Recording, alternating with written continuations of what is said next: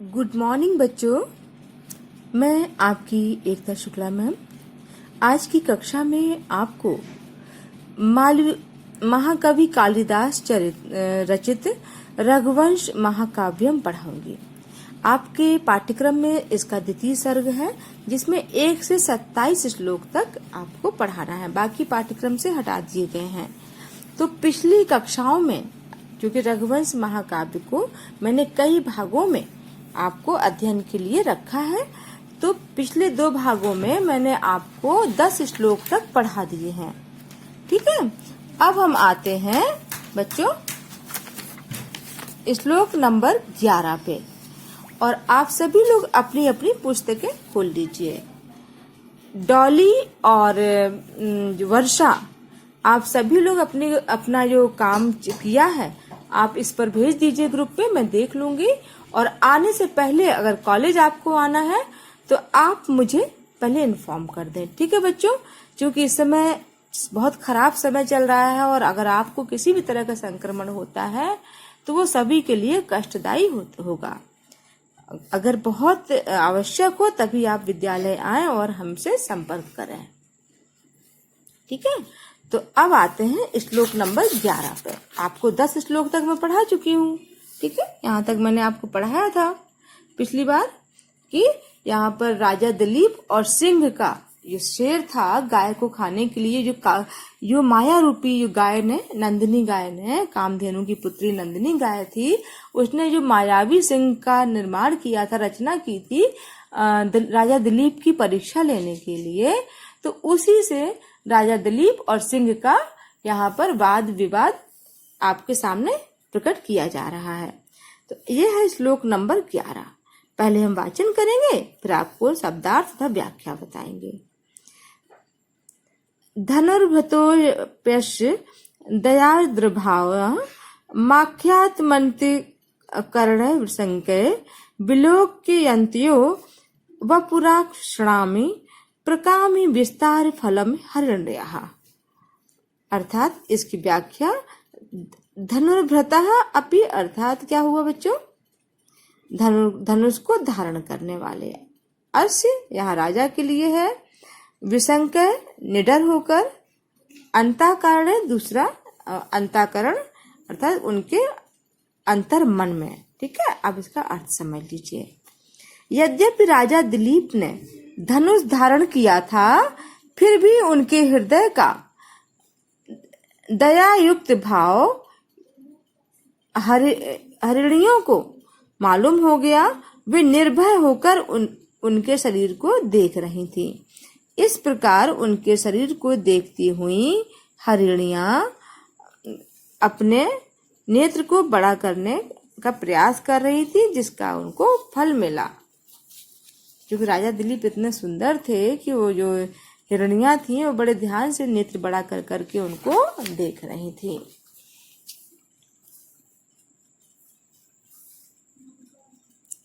सह कीचकर मारुतिर पूर्णरंध्र कूजन पादित वंश कृत्यम शुश्राव कुच्छेषु यशः स्वमुच्चय उद्गीय मायानम वनम देवताभि। अर्थात यहाँ पे ये मारुति पूर्णरंध्र, हवा से पूर्ण छिद्र वाले, कीचक एक प्रकार का बांस है जो हवा से हिलने में पर शब्द करता है, कुंजद्धि आवाज करते हुए। बच्चे पूरा आपके श्लोक के नीचे ये आपका शब्दार्थ है। अब इसकी व्याख्या समझ लीजिए।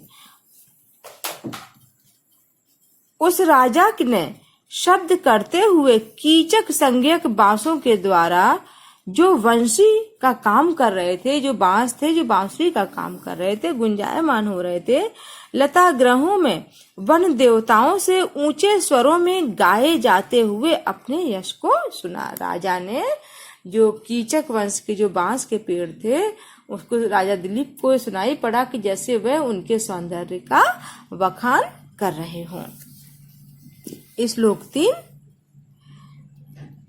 प्रक्तस्तु सारगिर निर्झरणः मनोकः कंपित पुष्प गंधी तमात् क्लांति मनात पत्रः माचार पूतम पवना विशिषे हुए हैं। पहाड़ी झरनों के जल बिंदुओं से भीगे हुए वृक्षों के कुछ कुछ हिलते हुए पुष्पों की गंध से वायु ने छत्र रहित धूप से व्याकुल सदाचार के कारण पवित्र उस राजा की सेवा की। श्लोक 4 सशामी वृष्टयापि बिना दवाग्नि राशि द्विशेषा फल पुष्प वृद्धिम ऊनम न सत्य वेशधिको बबाधे तस्मिन वनम गोप्तर गहम माने। ठीक है बच्चों, तो प्रजा रक्षक उस राजा दिलीप ने जब वन में प्रवेश किया तो वन की आग बिना पानी के ही शांत हो गई, फल और पुष्पों की अधिकता अधिक हो गई। बलवान जो शेर जैसे व्याघ्रादि अर्थात शेर जैसे बलवानों ने अपने से निर्मल जानवरों को सताना बंद कर दिया। उनसे निर्मल जानवर अर्थात हिरण, मृग। तो जब राजा वन में प्रवेश करते हैं तो उसका वर्णन यहाँ किया गया है कि जब सारी लताएं, सभी जो जंगल अब एक विशेष आग से दहक रहा था, राजा के प्रवेश करते ही वह शांत हो गया और सिंह जैसे बलशाली जानवरों ने कमजोर हिरण जैसे जानवरों को सताना बंद कर दिया।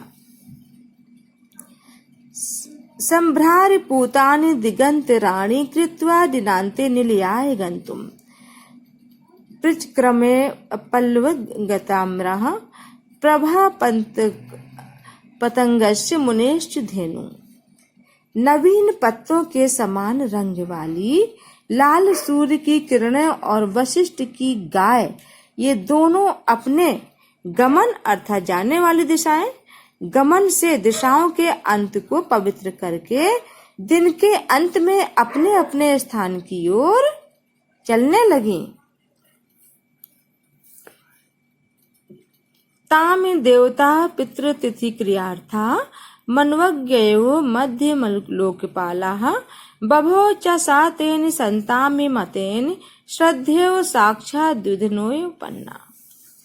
अर्थात भूलोक के पालन करने वाले राजा दिलीप देवता पितर अतिथियों के कार्य यज्ञ श्रद्धा भोजनादि को पूरा करने वाली उस गाय के पीछे चले। राजा दिलीप के बारे में बच्चों यहाँ पर वर्णन किया जा रहा है कि भूलोक का पालन करने वाले राजा दिलीप देवता पितर और अतिथियों के कार्य को सिद्ध करने के लिए गाय को चराने के लिए, जैसा कि मैंने आपको बताया था कि गाय चराने का कार्य उनको मिला था। नंदिनी गाय जो कि वशिष्ठ मुनि के आश्रम में कामधेनु की पुत्री के रूप में थी। सज्जनों के द्वारा पूजित राजा से युक्त उस नंदिनी भी उस समय वैसी ही सुशोभित हो रही थी जैसे सज्जनों के किए अनुष्ठान से युक्त श्रद्धा शोभा पाती है। मतलब राजा के साथ साथ उनके साथ नंदिनी भी अत्यधिक सुशोभित हो रही थी।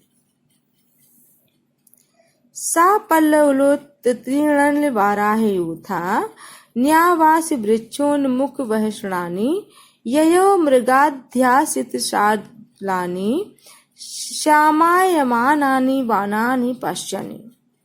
अर्थात राजा दिलीप उस वन देवता को देखता हुआ गया जिसमें छोटे छोटे तालाबों से जंगली सुअर के झुंड निकल रहे थे। एक बार फिर सुन लीजिए कि राजा दिलीप उस वन को देखते हुए गए जिसमें छोटे छोटे तालाबों से जंगली सुअर के झुंड निकल रहे थे, जिसमें मोर पक्षी अपने बसेरों के वृक्षों की ओर जाने के लिए उन्मुख थे तथा जिसमें हरी घास के ऊपर हिरण बैठे थे। बच्चों जो हरिण है ये हरिण गलत है। हिरण अर्थात हरिण एक पक्षी होता है। अगर हरी घास में यहाँ पर उस पक्षी का जिक्र किया गया है तो हरिण बैठे हुए थे। अतएव जो सर्वत्र श्याम मतलब चारों ओर लग रहा था जैसे हरा भरा हो, श्यामला हरा भरा।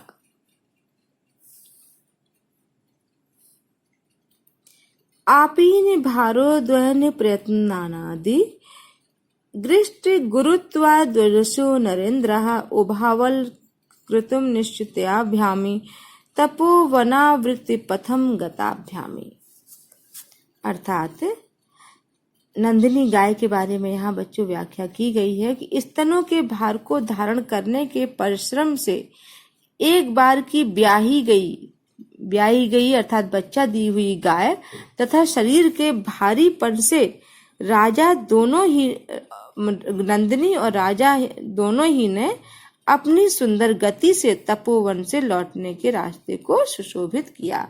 यहाँ नंदिनी के सौंदर्य का वर्णन किया गया है, जो कि एक बार बच्चा दे चुकी है और उसके स्तन भारी है अर्थात उसके थनों में दुग्ध है। उसकी वजह से उसकी चाल में एक अजीब परिवर्तन देखने को मिल रहा है और जो कि वन की शोभा को बढ़ा रहा है। मतलब नंदिनी और राजा दिलीप दोनों ही ऐसा लगता है ऐसे वन को शोभायमान करने के लिए आए हों। वशिष्ठ धेनुर न्यायेन्नम तः मार्वत्यमानं वनिता बनान्ताति पपो निमेषाल सपक्षम पंक्ति रूपोषिताभ्यामेहो लोचनाभ्यामे। वशिष्ठ की गाय के पीछे अर्थात नंदिनी के पीछे पीछे चलने वाले तपोवन से लौटते हुए उस राजा को सुदक्षिणा ने टकटकी लगाए हुए नेत्रों से पी लिया, मानो उनके नेत्र प्यासे थे। अर्थात यहाँ इस श्लोक में कहने से तात्पर्य ये है कि चूंकि राजा वन में नंदिनी को चराने के लिए गए थे और जब वो नंदिनी के साथ लौटते हैं तो उनकी रानी सुदक्षिणा उनका इंतजार कर रही होती हैं और उनको देखते ही लगता है जैसे उनके नेत्र प्रतीक्षा के कारण जो प्यासे थे वो अब परिपूर्ण हो गए थे। राजा को देखकर उनको संतुष्टि का भाव हुआ। तो बच्चों आज हम 10 से लेकर 19 तक हमने आपको पढ़ाया। हम 20 तक आज का पाठ पढ़ाएंगे। 20 श्लोक आपके पूरे हो जाएंगे, इसको आपका अपने नोट्स कॉपी में कर लेना। और उसके बाद ये तीसरा भाग होगा, रघुवंश महाकाव्यम का तीसरा भाग होगा। उसके बाद चौथे भाग के साथ इस रघुवंश महाकाव्यम का हम समापन करेंगे और आपको गृह कार्य बताएंगे। ये आखिरी श्लोक आप और सुन लीजिए, उसके बाद बाकी का पाठ हम चौथे भाग में अर्थात अगली कक्षा में पढ़ाएंगे। ठीक है बच्चों, साथ ही गृह कार्य भी देंगे। अभी फिलहाल आपका गृह कार्य यही होगा कि जो हम श्लोक आपको पढ़ाते हैं आपको उनकी व्याख्या और शब्दार्थ लिखने हैं और याद करने हैं।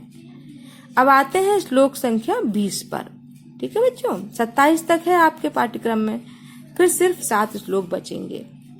पुरस्कृता वर्तमनि पार्थिवेनि प्रत्युद्गता पार्थिव धर्मपल्या तदंतरे सा वीरराजधेनु दिनक्षिपा मध्य गतेओ संध्या। राजा गाय को आगे किए हुए आ रहे हैं। रानी ने आगे बढ़कर गाय की अगवानी की। इस प्रकार राजा और रानी दोनों के बीच में वह गाय ऐसी शोभा दे रही थी जैसे रात और दिन के बीच संध्या शोभा देती है। बहुत सुंदर श्लोक है बच्चों। यहाँ पर चूंकि रानी प्रतीक्षा कर रही थी और राजा गाय को लेकर आते हैं तो उसका वर्णन किया गया है।